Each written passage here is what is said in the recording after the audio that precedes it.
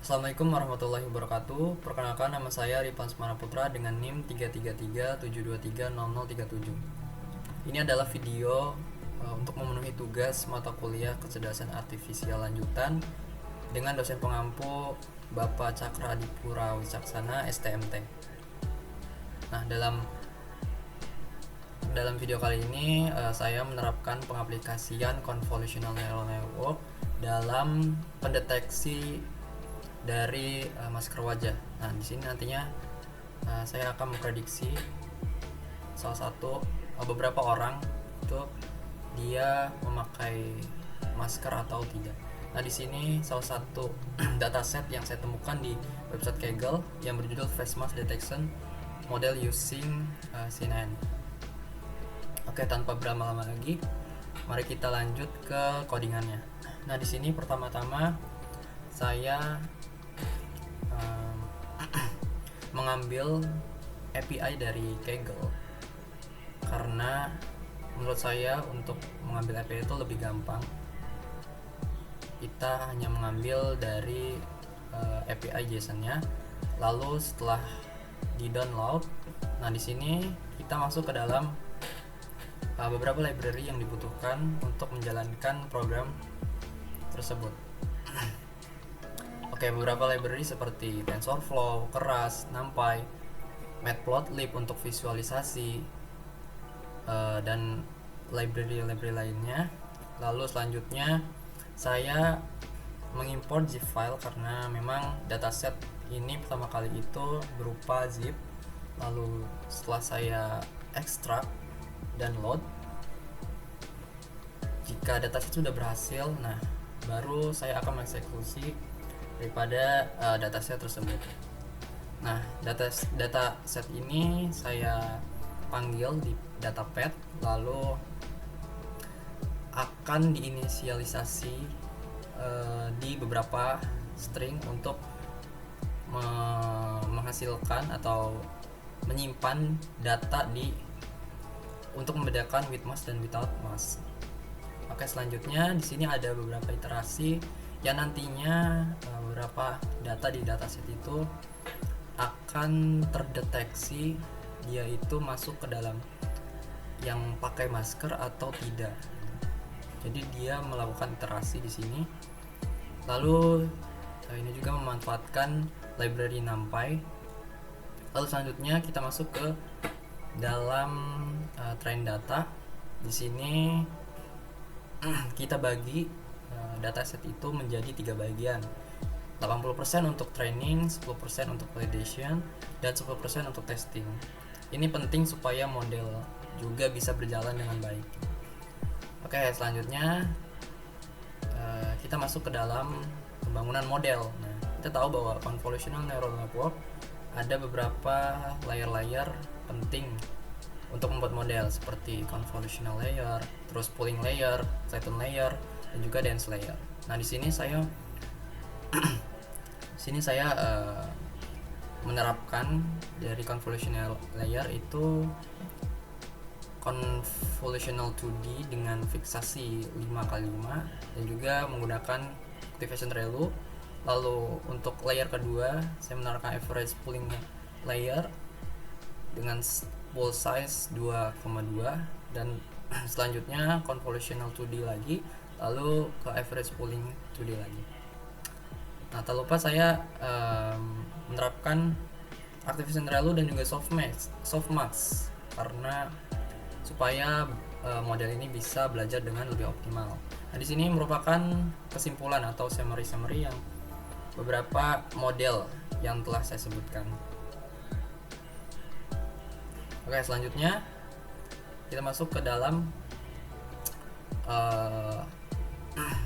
pembuatan model dan juga penjelasan approach. Nah, di sini saya menggunakan early stopping untuk supaya si approach ini dia berhenti beriterasi jika sudah memenuhi kapasitasnya.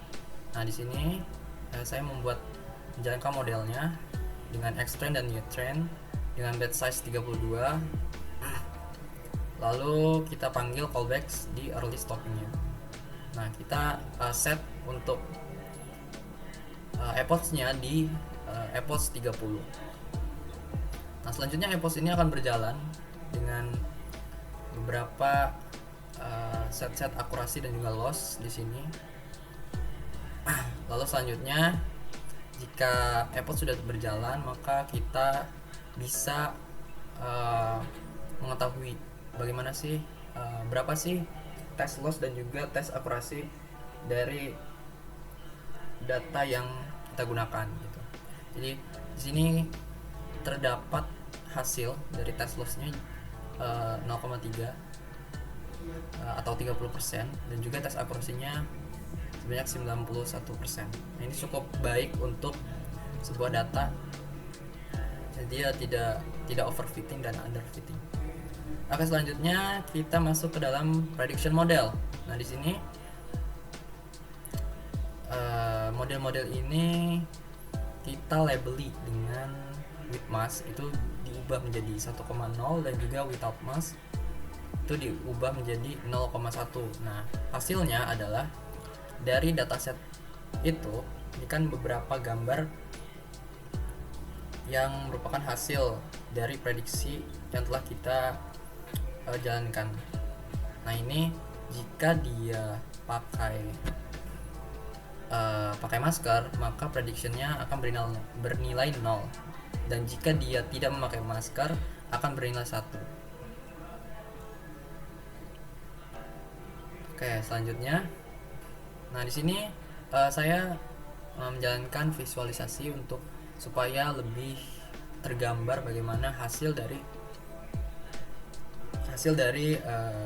baik itu di classification report ataupun di akurasi dan juga loss itu sendiri.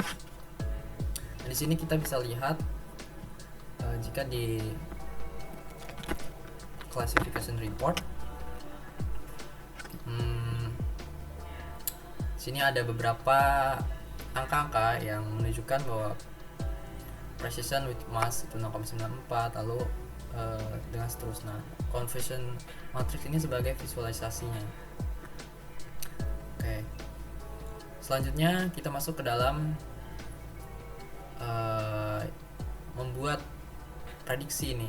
Jadi kita bisa memasukkan gambar itu dengan kelas without mask dan with mask. Jadi kita bisa memprediksi nih. Kita mau mencoba model yang telah kita latih dengan gambar lain itu, agar kita tahu gambar itu masuk ke dalam orang yang terdeteksi menggunakan masker atau enggak.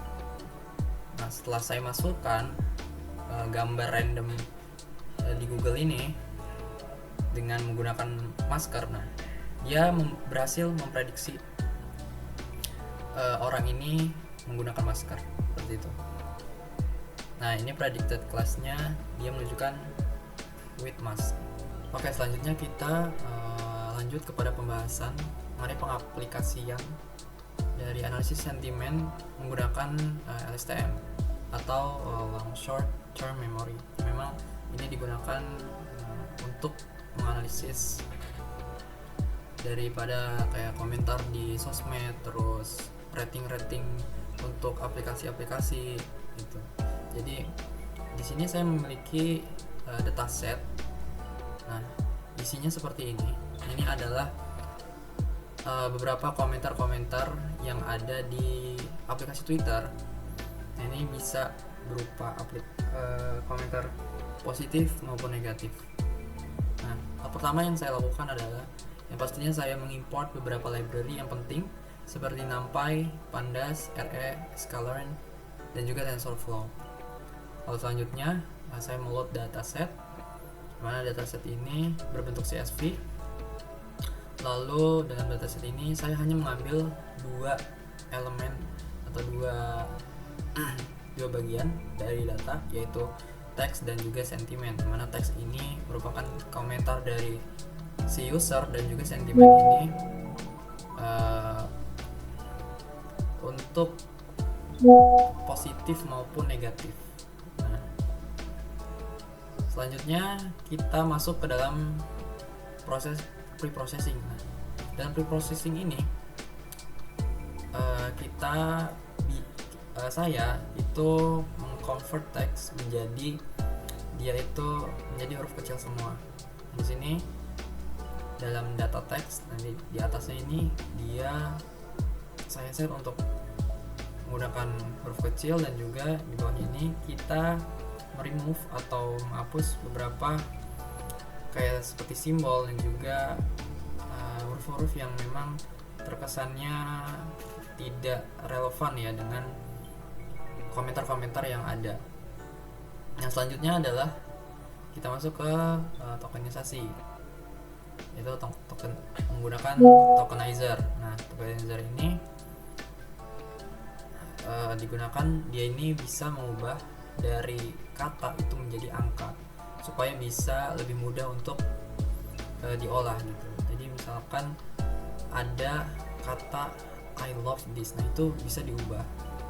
Jadi di dalamnya itu ada beberapa data dalam array 12, 3, 4, dan 5. Itu nanti akan bisa diprediksi apakah itu komentar yang bersifat positif ataupun negatif. Nah, selanjutnya kita akan membagi data train dan juga data test. Jadi kita bagi sebanyak, data trainingnya sebanyak 67% dan testingnya sebanyak 33%. Oke, selanjutnya di sini ada proses untuk membangun model LSTM sendiri, yang mana modelnya LSTM ini kan salah satu jenis dari recurrent neural network ya, RNN, yang memang bagus untuk data teks. Nah, saya menggunakan Activation Softmax, lalu Optimizer Adam, selanjutnya metrik akurasi. Nah, selanjutnya kita buat modelnya di sini dengan epoch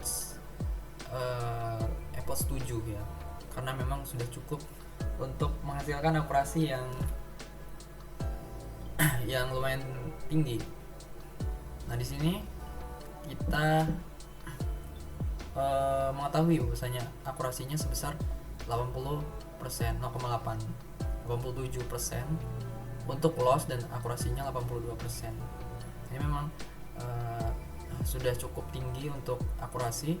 Lalu selanjutnya saya di sini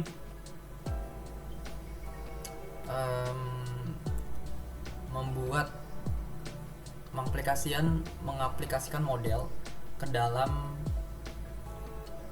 prediksi. Di sini kan ada prediksi sentimen dengan tweet, dia itu berkata I love it. Nah, seharusnya memang prediksinya termasuk ke komentar yang positif.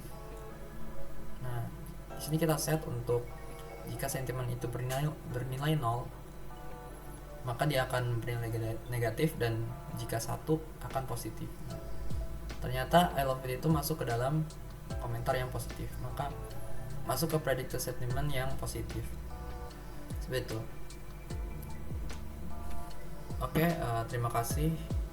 Mungkin segitu saja yang dapat saya sampaikan mengenai penjelasan tentang CNN dan LSTM. Sekian dari saya, kurang lebihnya mohon maaf. Wassalamualaikum warahmatullahi wabarakatuh.